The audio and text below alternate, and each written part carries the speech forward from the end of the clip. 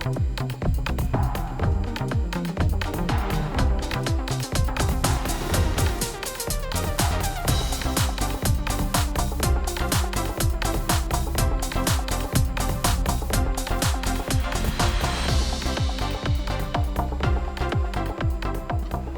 once again and welcome to the Waters and Stanton video channel. ICOM UK have invited me to have a look at their new ID-50E handheld transceiver. It's not available yet, but it will be available fairly shortly, so I understand.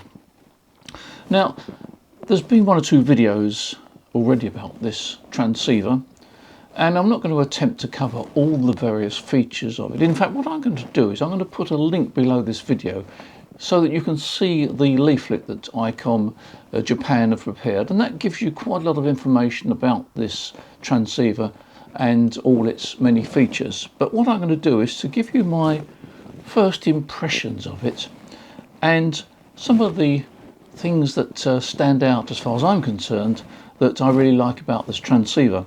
Now, ICOM introduced quite a while ago now, quite a few years ago now, the ID-51.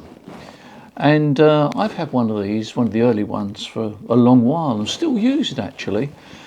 Then in more recent times, about a year or so ago I think, they introduced the ID-52, which we'd all been waiting for. And it's rather surprising perhaps that they then produced the ID-50. Not the ID-51A or the ID-51 Plus, but the ID-50. The reason I say that is because the ID-50E is not unlike the ID-51 in some respects. The basic architecture is there. In fact, the basic architecture in recent years that ICOM have used is very similar. The ID-51, which as I say I've had for quite a few years now, is not unlike the ID-52 in the fact the way you navigate it.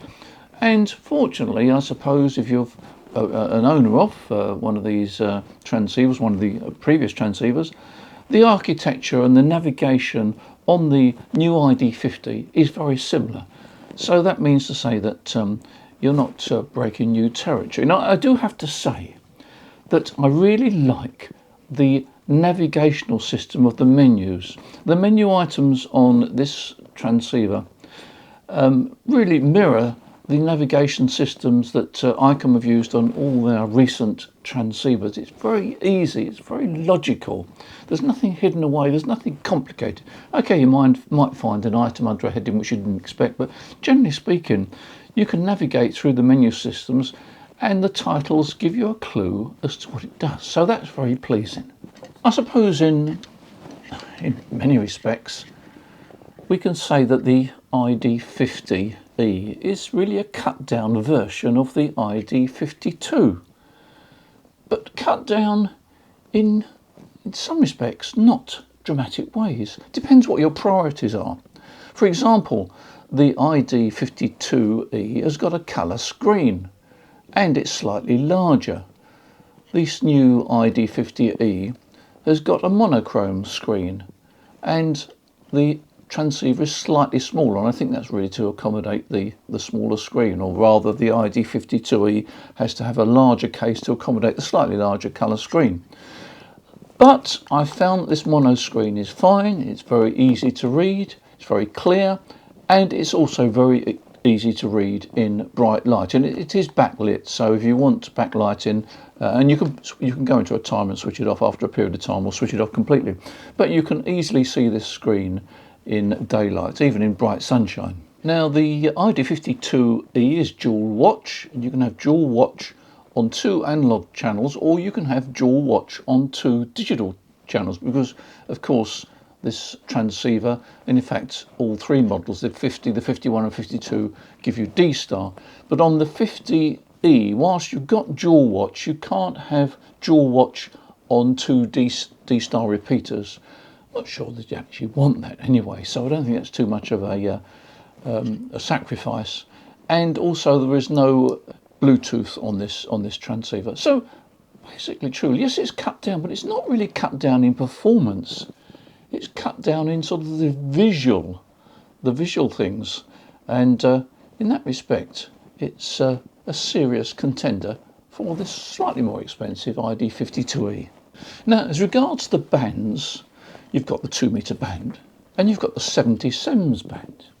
Expect that on a dual band handheld. But you've also got the air band, which I personally quite like because I've always been interested in aircraft, and I find that being able to monitor aircraft is quite a useful feature. If you get bored with the ham bands, get bored with the ham bands, Peter. Who could ever get bored with the ham bands? Well, sometimes you do, don't you? Anyway, you've got the air band on here, and also you've got the broadcast FM.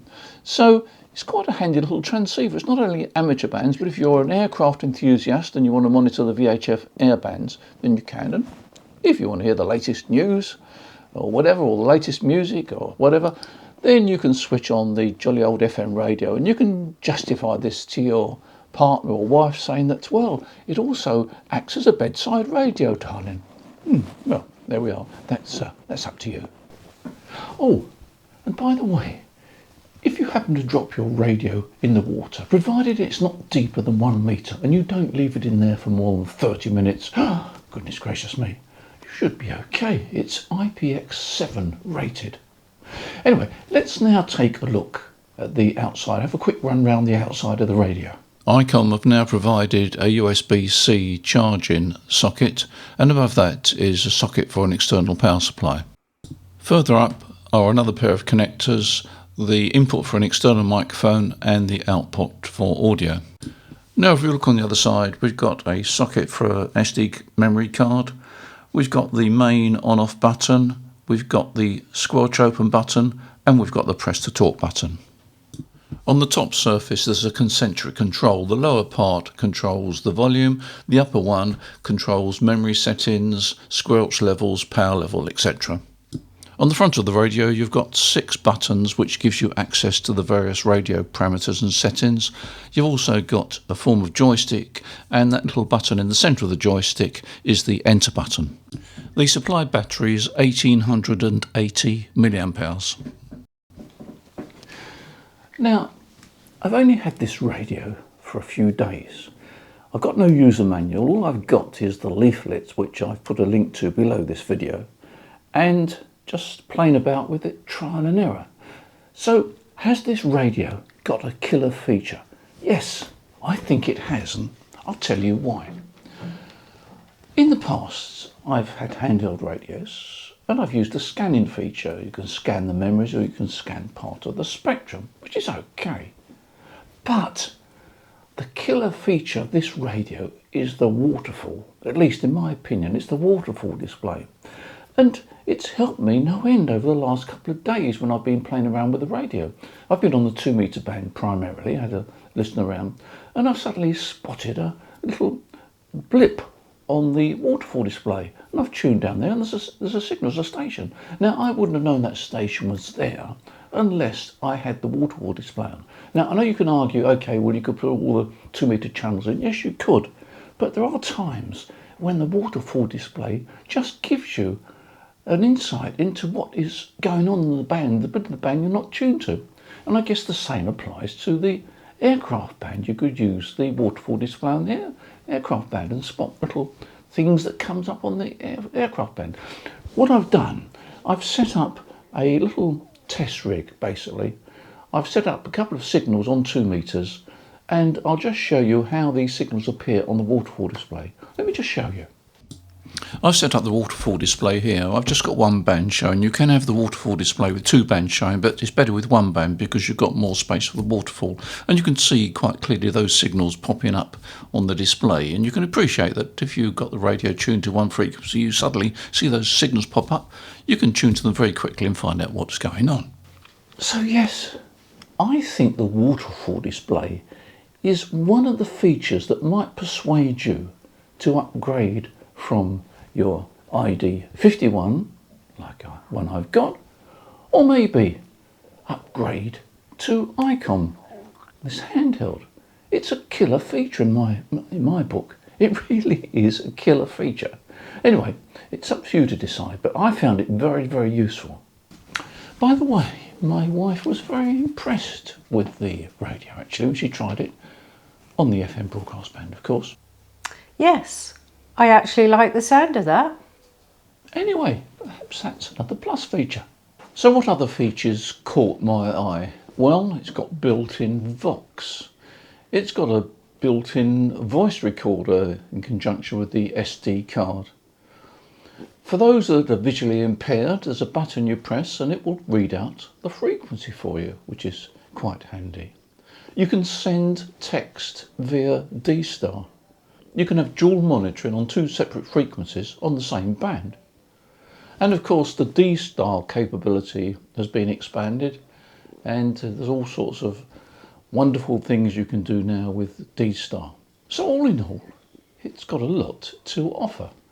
And of course ICOM are renowned for the quality of their radios, the reliability of their radios, and I think that if you look at some of the ICOM commercial radios, you appreciate the capabilities of that company. They've also just introduced the IC905, which works up to 10 gigahertz.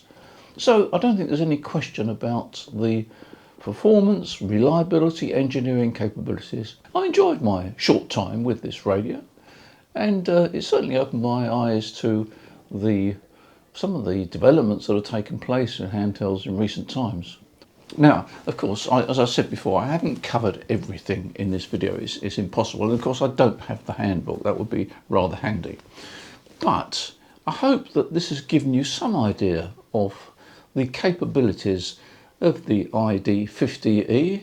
And of course, a lot of those features, in fact, all those features are included in the ID-52, apart from the USB-C charger socket. That's something new on the ID-50E. Anyway, I do appreciate you watching this channel. Thanks for your support on this channel. And I also appreciate all the comments that you put forward. Some of them give some good ideas, some of them give some useful information to other viewers on this channel. So it's always worth keeping in touch. And don't forget, of course, that at Waters and Stanton, we have all the latest gear. We have the expertise in the engineering department, and we'll be more than happy to help you. You can send us an email, pick up the telephone, or just click on the order page on our website and place your orders, whatever is convenient to you. In the meantime, enjoy your ham radio, you take care, and I'll look forward to seeing you in the next video. Bye for now.